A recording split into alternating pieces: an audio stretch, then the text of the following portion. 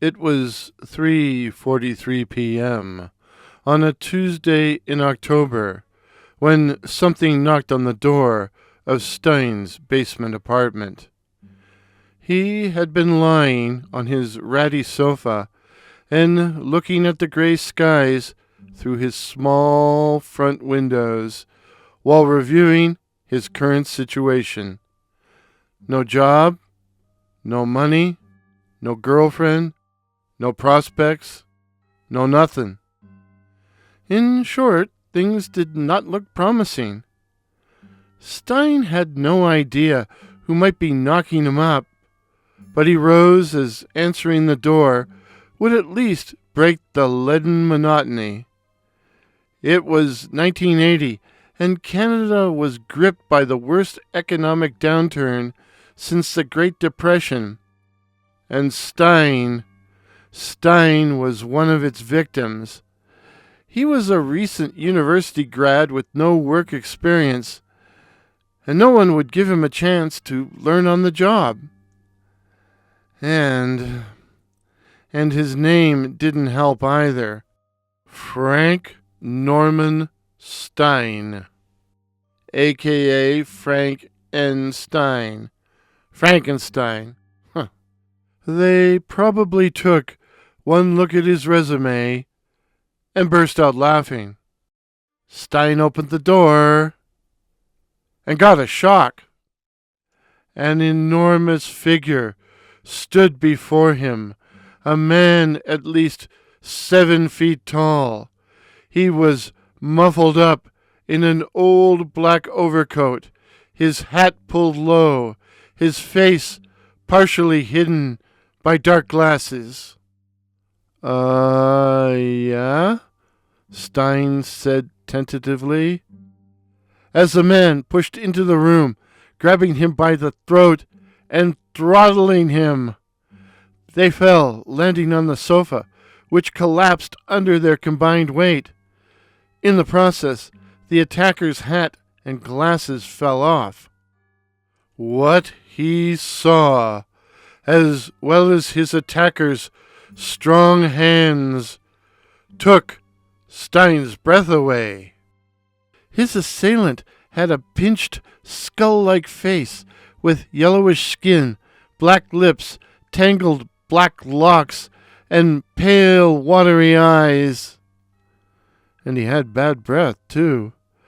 Stein was blacking out when his attacker suddenly took his huge hands from his throat, allowing him to breathe again.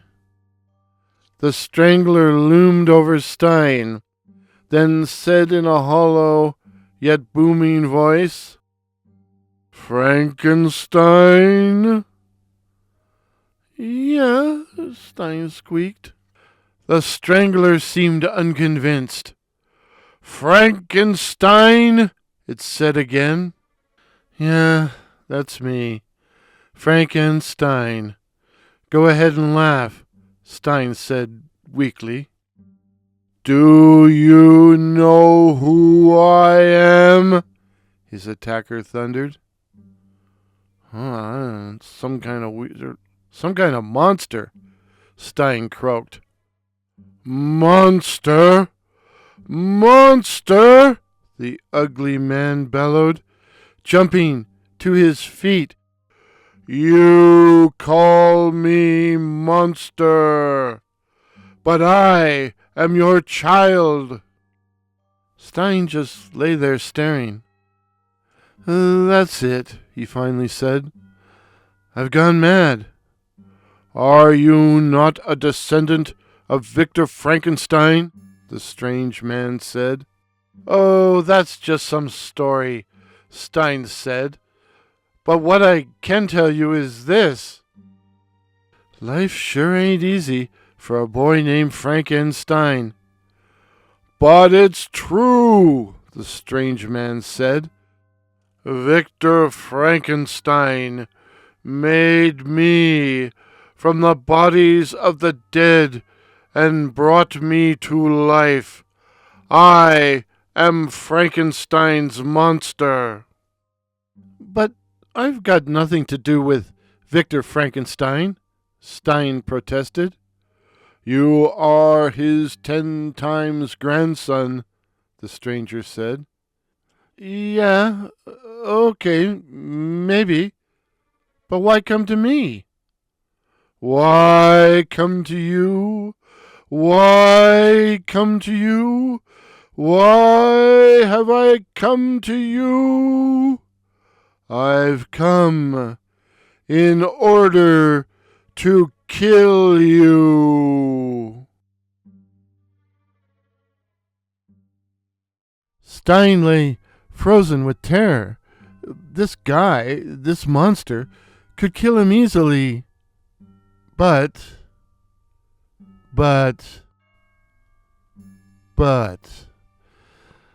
it flashed through his mind.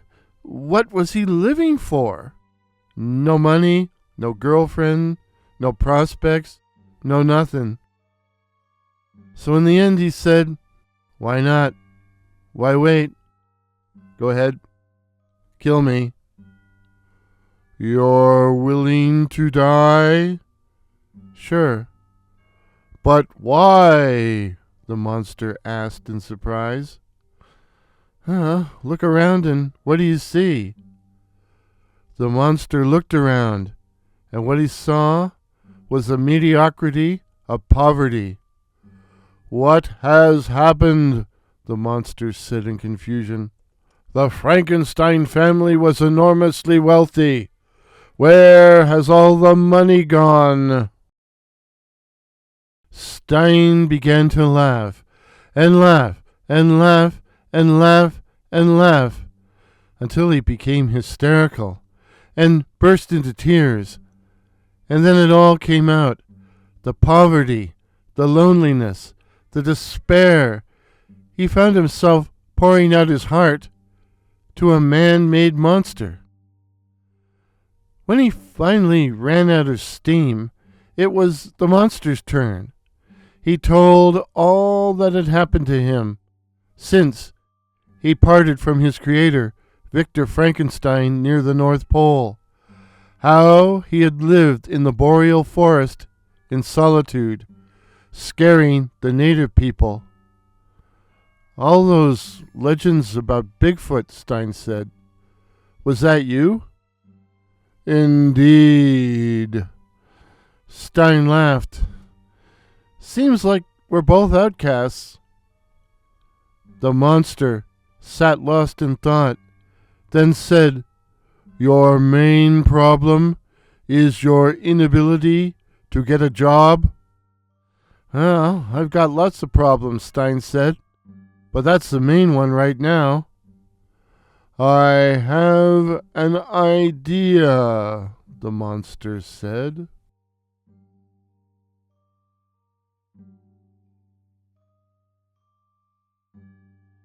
The focal point of downtown was a brand spanking new, humongous indoor mall with over 200 stores, and on Friday evening it was crowded with hundreds of visitors. Suddenly, from out of nowhere, a 7-foot, skull-faced monster lurched into the crowd, and with its huge hands grabbed a young blonde woman who began screaming, as did everyone else in the immediate vicinity, all of whom took to their heels and ran. All except for one man, a shabby, nerdy-looking guy with thick glasses, darted forth and with puny arms and fists began pummeling the monster, until Skullface got tired of his antics and knocked him viciously to the ground. But the monster also dropped the girl and fled towards the nearest exit. As luck would have it, in those pre-cell phone days, a commercial photographer was doing an advertising shoot nearby and captured Stein, for it indeed was Frank N. Stein, captured Stein's heroic act on film, his picture of Stein versus Monster, gracing the front pages of all the city's daily newspapers. And yeah, people read newspapers back then. So Stein became the talk of the town. The blonde's father turned out to be a very important person and gave Stein a job. And later, Frank N. married the daughter. And if they lived happily ever after, or not, is their business and none of ours. It was a put-up job, of course. The monster's great idea to make both Stein a hero and potentially employable. And now, once or twice a year, Stein receives letters from Greenland, one of which said, quote, "Victor Frankenstein made me, and I, his creation, made you, Frank N. Stein."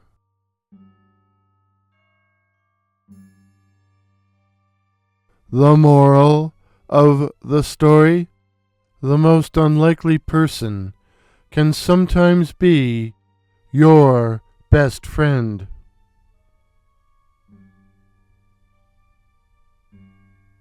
If this is your first visit to my channel, please consider subscribing. My name is Warren, and I write and tell original ghost and horror stories. This October, I thought I would present stories featuring such classic monsters as vampires and werewolves in honor of Halloween. Please let me know in the comments if you enjoyed today's story. Till midnight. Cheers.